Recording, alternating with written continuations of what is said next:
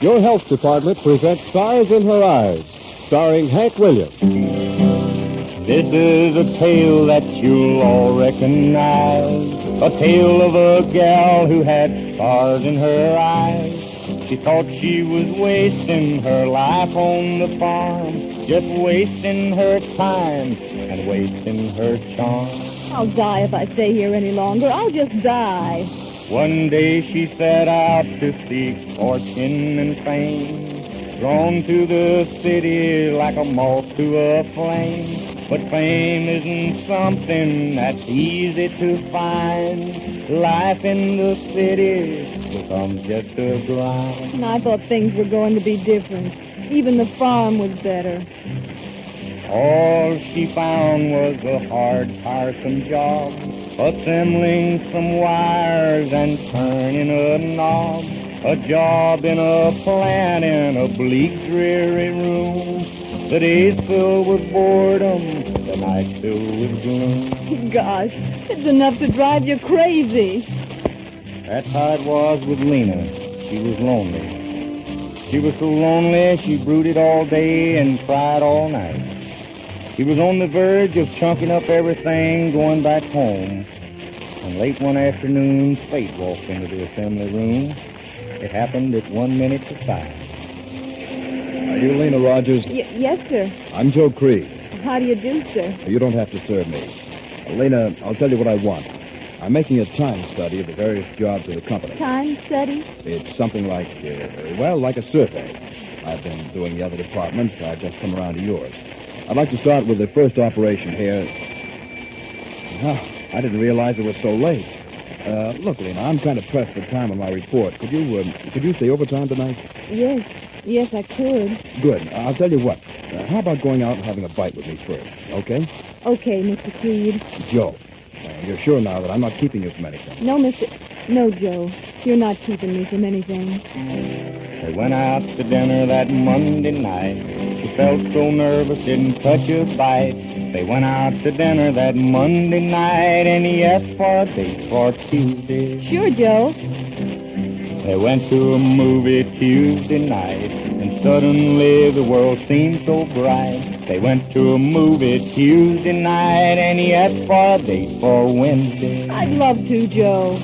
They went to a dance on Wednesday night. She had one drink, got high as a kite. They went to a dance on Wednesday night, and he asked for a date for Thursday. I'll be waiting, Joe. He took her walking Thursday night and held her hand in the pale moonlight. He took her walking Thursday night, and he asked for a date for Friday. Yes, dear. He took her riding Friday night. When the ride was over, it was broad daylight. He took her riding Friday night, and by golly, he didn't ask for a date for Saturday. Yes, darling.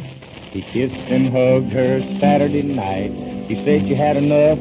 She said not quite. He kissed and hugged her Saturday night, and they both went to church on Sunday. Lena was lonely no longer. She was in love. In love and so happy she dreamed all day and sighed all night. And pretty soon, as it must to all men, the day came when Joe Creed could contain himself no longer. Lena, Yes, Joe? I guess you know how I feel about you. Yes, Joe. Do you feel the same about me? Yes, Joe. Well, then, what are we waiting for? Let's get married.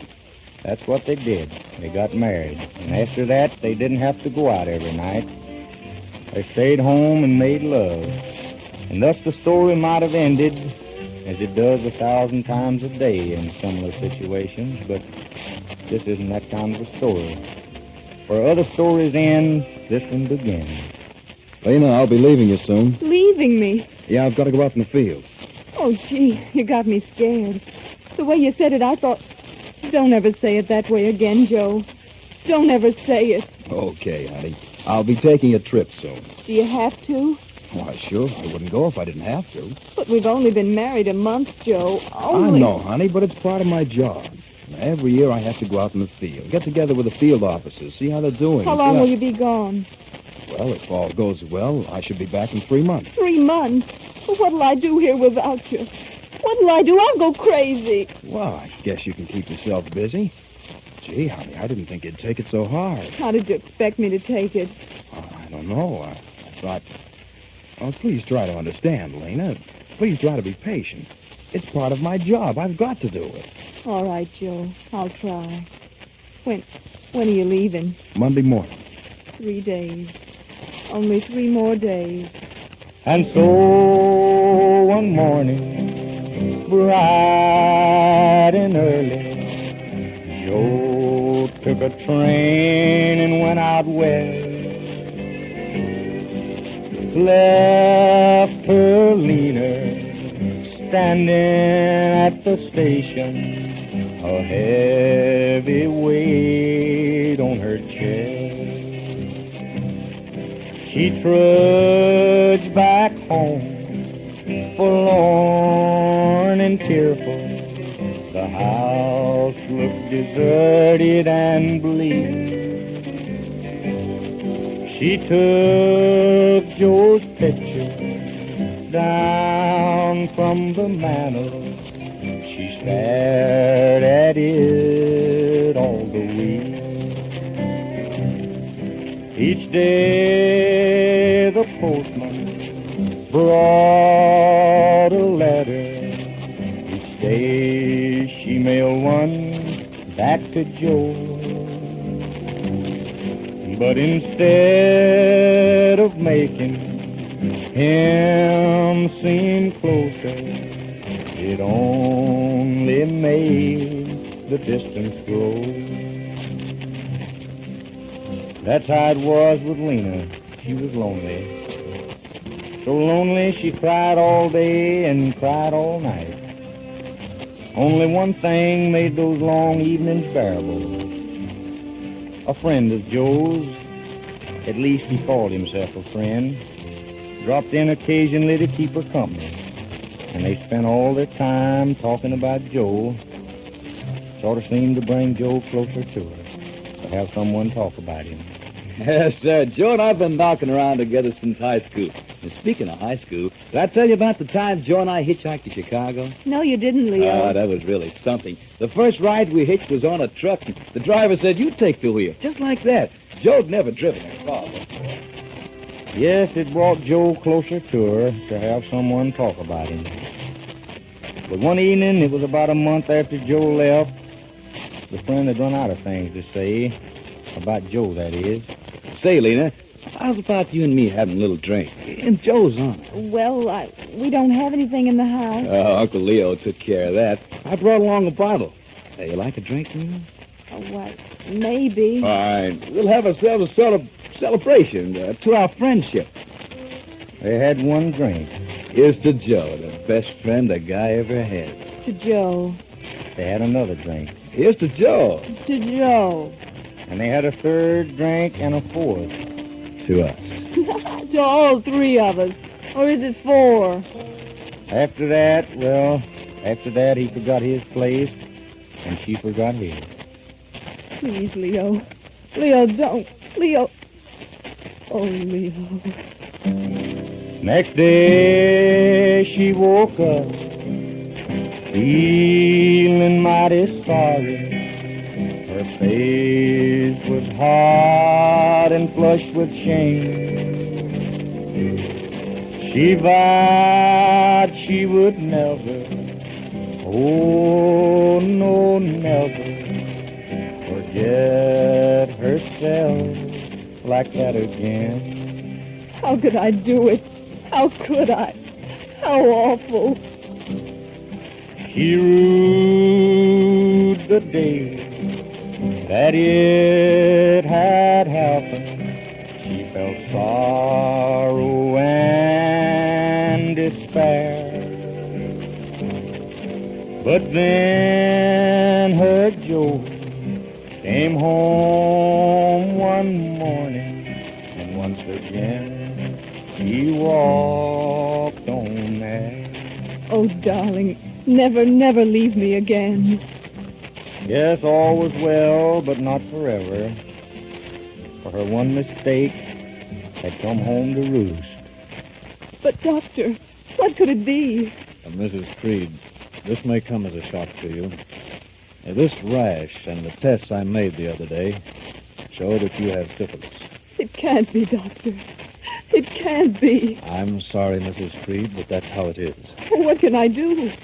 I'd suggest that you start treatment at once. This rash, it's awful. The rash is really nothing, only a symptom. The rash would soon go away of its own accord, even without any treatment. But that wouldn't mean a cure. Now, if the germ stays alive inside you, later it can do terrible damage. Fortunately, you came in early. You mean I can be cured? Oh, yes. You can, with proper treatment. Oh, thank heavens. I was afraid it might be something like that. And I was ready to kill myself. I could never face my husband. Now, that brings up one more point, Mrs. Creed. In addition to treating you, we must treat anyone else concerned who may need treatment so as to break the chain of infection. Do you see what I mean? Yes, I think I do. And for that, we need your help. Now, to begin with, I suggest you bring in your husband for a checkup. You want me to bring in my husband to tell him that Whatever you tell him, he should have a checkup. No, never. But, Mrs. Creed, it's absolutely necessary. I couldn't. Now, the chances are he, too, is infected. If left untreated, he may later go insane, or blind, or become paralyzed. Somehow, you must see that he gets a checkup. Black and tearless was the life that lay ahead. The future filled her heart with dread. She cried all day and cried all night, blushed with shame and shook with pride. Oh, Lord, help me. In the end, she told him she knew she had to, and she loved him enough to lose him if the need be. That's all there is, Joe. That's all I've got to say. I'm so ashamed, Joe. I'm so ashamed I could die. And Joe did what many would do under the circumstances. He turned around and he walked out. Some men would never forgive their wives, but Lena was lucky. Joe walked out, but he didn't stay out. He loved her too much. Joe, it's you. Yeah, it's me. Oh, darling, forgive me. Please forgive me. Let's not talk about it. Not now. Not ever. So that was the story of Joe and his wife. She told him the truth and she spared his life. But how she did wish she had gone astray. For when you do that, there's a price you must pay. So if you ever wonder, just listen to this. Some things don't stay secret, and one syphilis. It may hide in your system for many a year, and then strike at you and the one you hold dear. You've been listening to Hank Williams in Stars in Her Eyes. The story and lyrics were by Ben Kagan, and your director was Jack Steck. This program was recorded at station WSM as its contribution to the nationwide campaign against venereal disease, and was prepared by the Communication Materials Center at Columbia University.